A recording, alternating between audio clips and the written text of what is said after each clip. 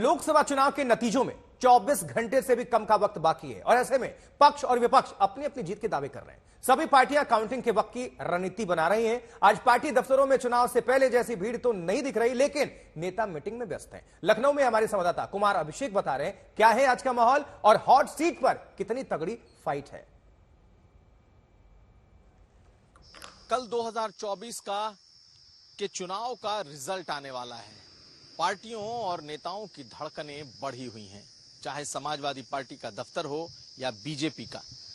सभी जगह नेता बैठे हैं, समर्थक पहुंच रहे हैं, लेकिन अभी भी इस बात का भाव दोनों पार्टियों में नहीं आ पा रहा कि जो एग्जिट पोल ने नतीजे बताए हैं, जो एग्जिट पोल ने अनुमान बताया है, क्या वो सही होने जा रहा है। समाजवादी पार्टी पूरी तरीके से इस एग्जिट पोल को खारिज कर रही है। समाजवादी पार्टी का मानना है कि 2022 में उन्हें जितने वोट मिले उससे ज्यादा आ रही है। 40% से ज्यादा वोट प्रतिशत आएगा, ऐसा समाजवादी पार्टी का मानना है। और बीजेपी का मानना है कि उनका वोट प्रतिशत थोड़ा घटेगा, लेकिन गैप बहुत ज्यादा होगा। ये तो हुई पार्टियों की बात, लेकिन कार्यकर्ताओं के मन में इस वक्त संशय बना हुआ है, क्योंकि आज के बाद जब वो कल सुबह नतीजों को देखने देखेंगे, तब शायद पता चलेगा कि उत्तर प्रदेश का रण कैसा था। समाजवादी पार्टी पूरी तरीके से ये मान रही है कि इस बार तमाम पिछले चुनाव से बेहतर चुनाव पार्टी लड़ी है। बीजेपी के वोट कटे हैं और बीजेपी से जो टूटा है वो सपा की ओर आया है। बसपा से जो छूटा है वो सपा की ओर आया है। इसलिए उनका मानना है कि एग्जिट पोल चाहे जो कहे, उनकी पार्टी काफी बेहतर प्रदर्शन करने जा रही है।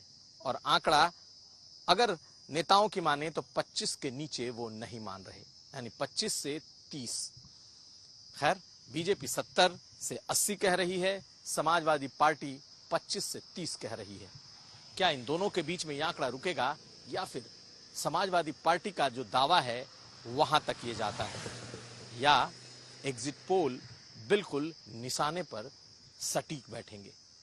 हमारी नजर रहेगी, लेकिन इस वक्त नेताओं की धड़कनें बढ़ी हैं। जी हां, वही गाना, यही रात मुश्किल यही रात भारी। कुमार अभिषेक, लखनऊ, आज तक। और वहीं बिहार के जनादेश पर पूरे देश की निगाहें हैं। आज बिहार के सीएम नीतीश कुमार दिल्ली में प्रधानमंत्री मोदी से मिल चुके हैं और अमित शाह से मिलने वाले हैं। वहीं पटना में बीजेपी, आरजेडी और जेडीयू के मुख्यालय में नतीजों से पहले क्या माहौल है, चलिए जानते हैं। ये बता रहे हैं हमारे संवाददाता रोहित सिंह। लोकसभा चुनाव के फाइनल नतीजे से ठीक एक दिन पहले बिहार में भी सियासी हलचल काफी तेज है।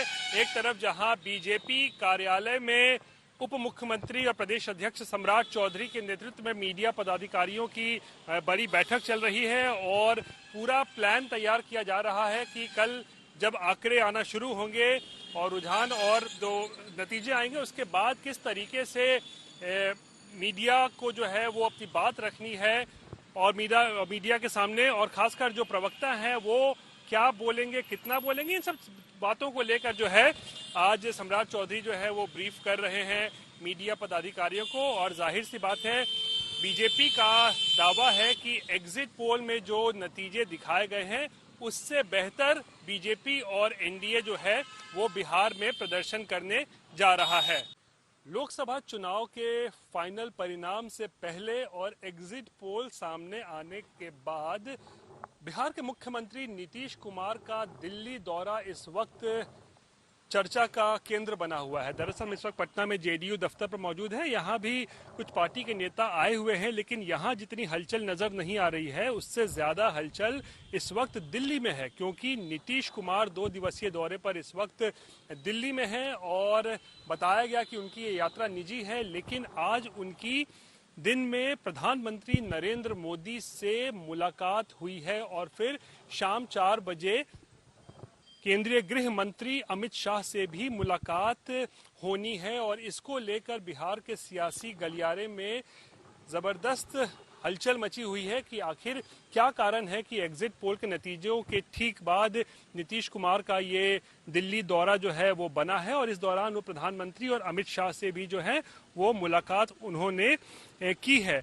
सवाल ये भी उठ रहे हैं कि क्या बिहार में अगर एनडीए अच्छा प्रदर्शन करता है तो क्या नीतीश कुमार को लेकर कोई बड़ा प्लान सोचा जा रहा है, यानी कि क्या नीतीश कुमार बिहार के मुख्यमंत्री बने रहेंगे या फिर हो सकता है सवाल खड़े हो रहे हैं कि क्या वो राष्ट्रीय राजनीति में शिफ्ट होंगे।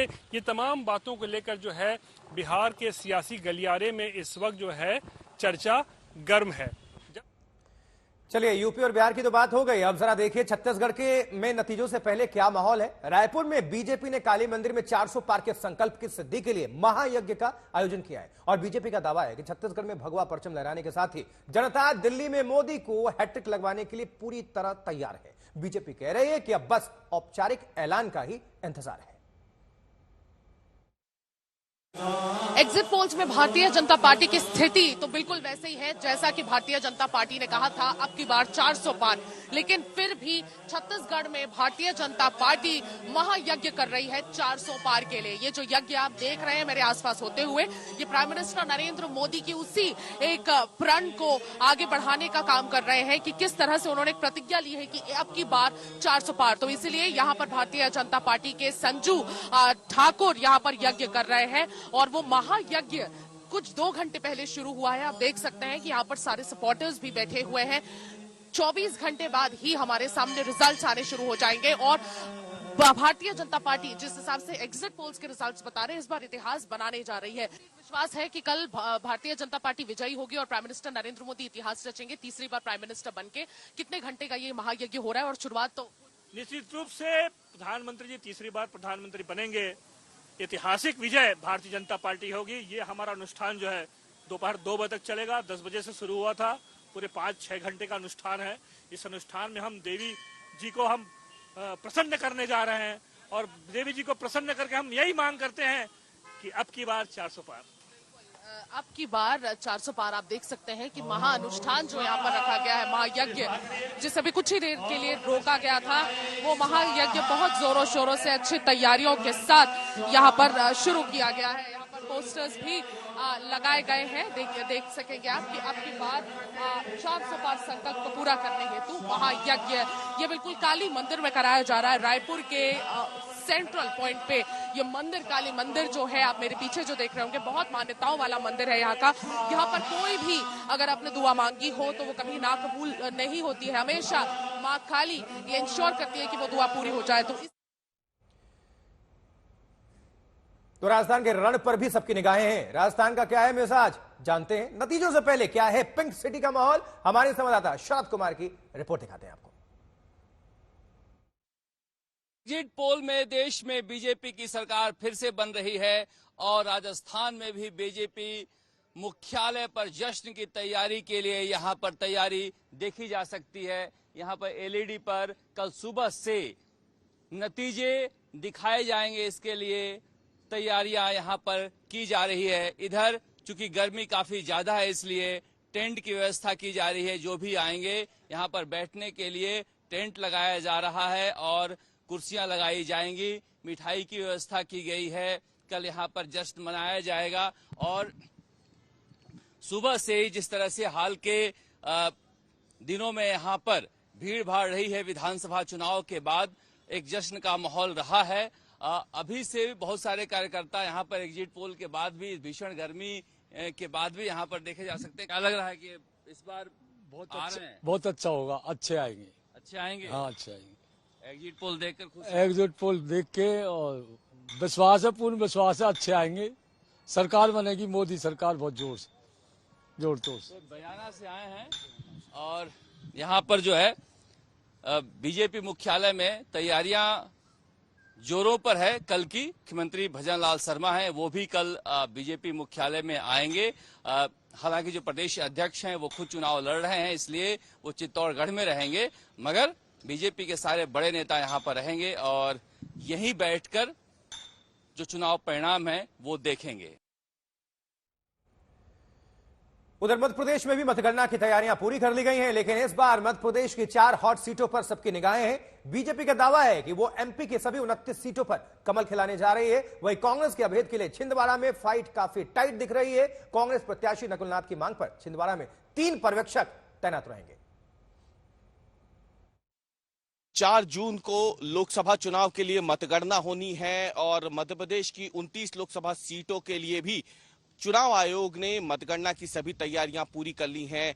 मध्य प्रदेश की राजधानी भोपाल हो या फिर मध्य प्रदेश की सभी 29 लोकसभा सीटें हों, करीब 116 पर्यवेक्षकों की नियुक्ति की गई है मध्य प्रदेश में, जो पूरी मतगणना की पल पल की जानकारी चुनाव आयोग को भेजेंगे। और आपको सामने हम तस्वीर दिखा देते हैं कि क्या तैयारियां यहां की गई हैं, क्योंकि बहुत ज्यादा संवेदनशील मसला होता है मतगणना की। ये भोपाल का स्ट्रांग रूम है जहां भोपाल लोकसभा की जो ईवीएम है वो रखी गई हैं। और यहाँ पे सबको बड़ी बात आपको बता दें कि ये जो है मोबाइल प्रतिबंधित क्षेत्र है पूरा, क्योंकि बार बार ये आशंका।